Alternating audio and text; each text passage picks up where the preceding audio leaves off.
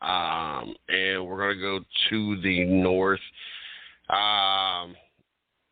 Another division that's interesting with the Lions and the Bears and the Packers and the Vikings.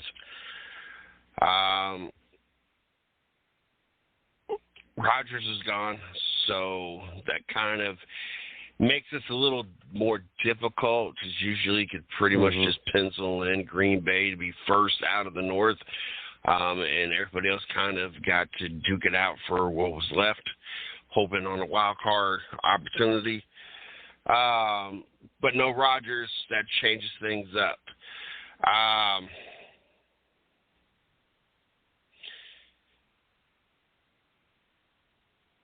This one's a little bit tougher to do, because I feel that, especially with Rodgers being gone, we're a little bit closer in quarterback talent, and the teams are talent,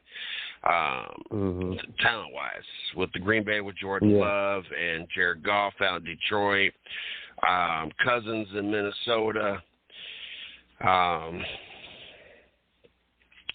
Who am I missing? Minnesota, Green Bay Lions. What am I drawing a blank? Oh, and Justin Fields. So I feel that we're pretty close on the quarterback, quality of quarterback. So this makes this division really interesting. This makes this division really close.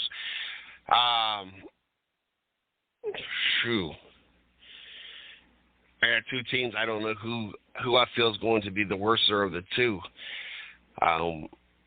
One with a new quarterback this year, or two, a team that's traditionally known as being one of the worst teams. And that's either Green Bay or Detroit. I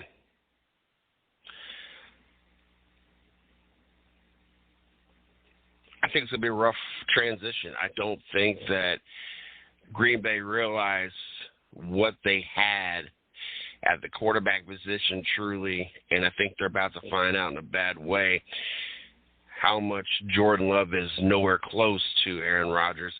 I'm gonna have Green Bay pulling up the rear this year out of the NFC North.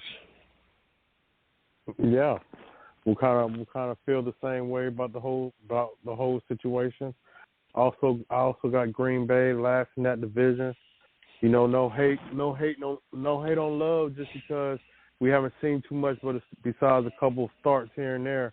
You know, but with Aaron Rodgers leaving, and what did you learn?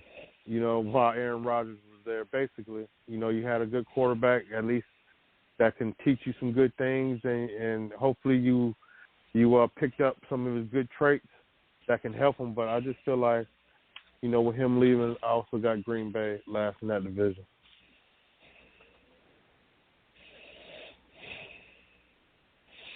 Next, I have Detroit. Oh. Yeah. Okay. Jared Goff. I don't have confidence. Yeah. I'll tell you. I think Goff got to play in the Rams offense scheme, which I think it didn't matter which quarterback you would have had in that scheme, and Sean McVay scheme, I think they would have done good. So I think he benefited and got the stats and kind of built a street name for himself based off the system he played in, maybe not so much how good he really was. And we've not seen a lot the last part of his stint in the Rams. Hence, that's why the Rams went ahead and got rid of him, traded him off to Detroit. And I've not been super impressed with his run here in Detroit. 4,400 yards, but throw up a bunch of passes, you're bound determined to throw up a bunch of yards. It's just not. It wasn't quality yards. They just were stat padding kind of yards. I don't know. I think there's a lot more potential out of the two teams that are left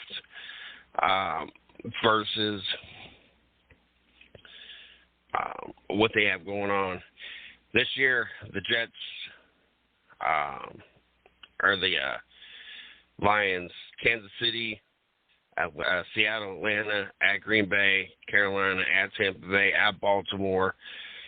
They start off, against some pretty good teams outside of maybe Vegas, but that's about your 8th game into the season. So looking to have a pretty solid season right out the gate. I don't know. I don't like the Lions and where they're sitting right now. Yeah, I can definitely see why.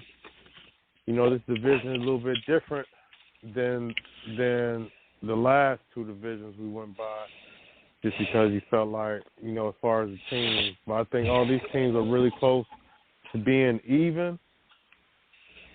But just to shake it up some, I'm gonna put, even though my dad, my people's from Chicago, I'm gonna go ahead and put Chicago in that slot right there. Even though DJ Moore left Carolina, he's a good receiver. He can help Justin Fields out just because of the things he had to go through in Carolina, still getting over 1,000 yards. So I just don't believe in Fields at the moment. He's a great running quarterback, but I need to see more before I can put him in the top 2 slots. So I got the Bears. I got the Bears right there. All right, I got the Bears on the 2nd spot. I think that they are improving. I hate saying this because I am a Buckeye, but quarterbacks that come out of Ohio State have not really ever amounted to much of anything. I don't see Justin Fields having a Hall of Fame type of career. I think we are seeing his max productivity. I don't see it. As much as I would like to see it, as much as I would like to see another Buckeye out there doing it, I don't think it happens. I think Chicago is slowly hitting their ceiling as well. I got them second coming out of the NFC East. Yeah, I can. I'm gonna go. Just hearing you say their schedule made me think about it, and then the Vikings losing their quarterback. Their running back, because Cook was good. They were definitely good on play action. Ooh, but I'm gonna go Vikings. I'm gonna go Vikings right there, just because I want the Lions to do good, even though they play Carolina on their schedule, and I need them to lose that game. But I think the Lions do have potential, so I'm gonna put the Vikings right there.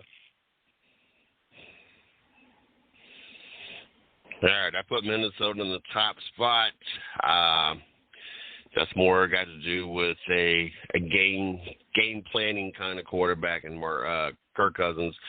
You ain't got to worry about a bunch of turnovers. You're going to get 200-300 yards passing, a couple touchdowns, manage the game. Let Minnesota kind of do their thing. Nothing exciting. I don't think there's anything really exciting out of any of these teams this season. But you're not going to see really that much excitement coming out of Minnesota this year, especially with Dalvin Cook being gone.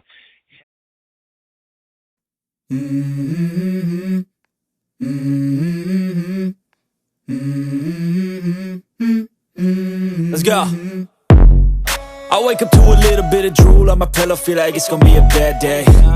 Yeah, I'm tired of shit, and the coffee ain't hit yet, damn, ain't that great. I don't wanna go to work, cause my boss is a jerk, and I'm not even that paid. I need a change in my life, cause I don't feel